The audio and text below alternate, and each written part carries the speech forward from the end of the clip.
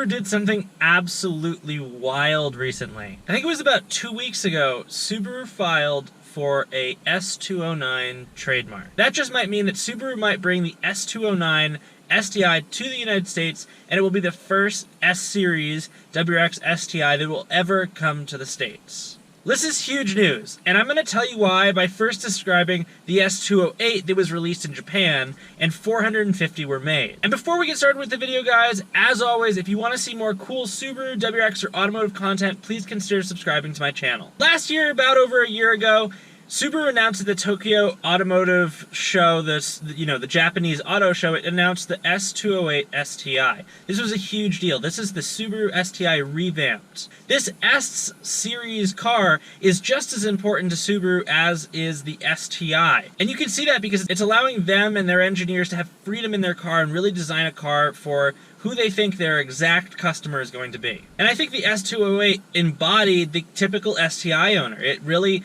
emphasized all the things that an STI owner wants out of a WRX that they can't get into a WRX, and they really want to get in an STI, and it kind of breaches that gap, but they still want these other things. So let me tell you about the S208. 450 of the S208s were made, so obviously they were priced pretty high. It was hard to get them, and they hold a lot of their value. The S208 came with 329 brake horsepower and 319 pound-feet of torque, and those are relatively large gains, especially when you think of when you tune it later on, it's just going to get bigger. I'm going to quickly go to my fact sheet real quick. The S208 also got the quick ratio steering, which was a big deal. It really adds to the responsiveness of the steering, and it really prepares these cars for rally driving. It also got a front strut tower brace, which is something that most of us owners get anyways. It's soon to come on my car.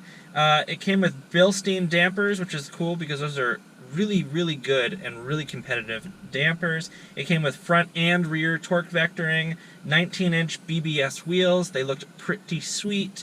And it came with Brembo brakes. A lot of them come with Brembo brakes. But at the time, the S208 coming out with Brembo brakes was a pretty big deal. It also has a carbon fiber roof. Weight reduction adds to the cool factor, all of the above. And then it had one of the huge, almost like the Type RA wings. It might be the Type RA wing, but I think it was a little bit different. So huge, kind of carbon-built, black, very glossy wing that goes in the back of the car. Hard to miss. And I'm sure if you are a Subaru owner, a WRX owner, or an STI owner, having all those things come from the factory sounds pretty damn exciting. And I would be thrilled to have one of these myself. So for the history of the S-Series, the first S201 came out in 2000, and every year, a couple years, they've released a series since, and they've only released a couple cars. I mean, the S208, again, there were 450, probably with the S209, especially if it hits the States, there are going to be more. So what about this trademark that Subaru filed leads us to think that there's going to be an S209 in the United States? So if you actually look at the Subaru trademark that's been filed, and I'll link some of the relevant articles below so that you can read up what some of the articles have and you can,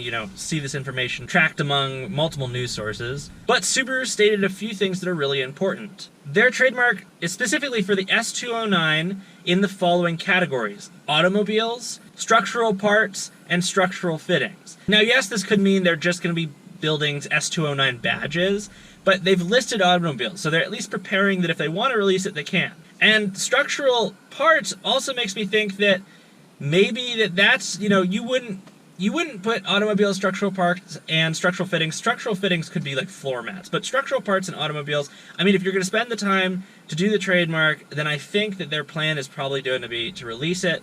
As a quick background for car manufacturers and things, when they release a car, it's typically developed like a year or two beforehand. At least the concepts are. Concepts could be even developed 5 years beforehand. So I'm sure somebody at Subaru already knows what the 2020 is going to look like, and well, it's pretty close to what it's going to look like. Typically, there's like 8 months of manufacturing before we see the car hit the lots. And that means 8 months beforehand, they know exactly what's going to hit the lot. So, obviously the engineering before that.